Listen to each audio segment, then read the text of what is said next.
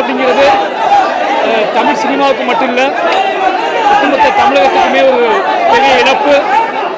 ஏன்னா நமக்கு தெரியும், வீட்டில் எல்லார் வீட்டிலையும் ஒரு அங்கமாக இருந்தவர் விஜயகாந்த் சார்.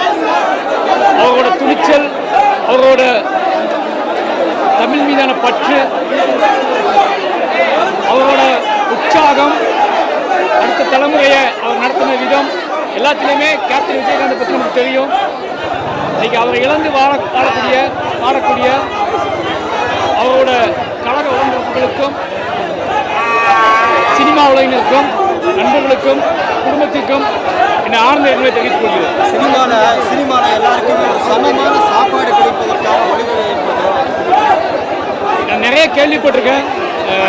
விஜயகாந்த் சாரை பற்றி, கேப்டனை பற்றி யார் பேசினாலும் அவர் மற்றவங்ககிட்ட எப்படி நடந்துக்குவார் அப்படிங்கிற பற்றி தான் பேசுவாங்க. குறிப்பாக சென்னையில் நிறைய எல்லாரும் சந்திக்கிற பிரச்சனை இவங்களோட சாப்பாடு தான்.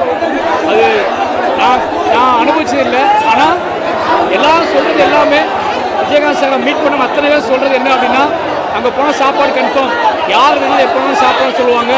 அது மட்டும் இல்லாமல் ஷூட்டிங் ஸ்பாட்லேயும் சரி, எல்லா இடத்துலையும் சரி, யாரும் பசியோடு இருக்கிறதான்னு சொல்லிக்கிட்டே இருப்பான்னு சொல்லுவாங்க.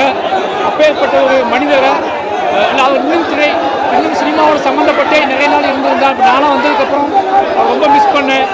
அவர் கீழே வேலை பார்க்க முடியாமல் போயிடுச்சு அப்படின்னு வருத்தப்படுறேன். நிச்சயமாக அவரோட இழப்பு பெரிய இழப்பு.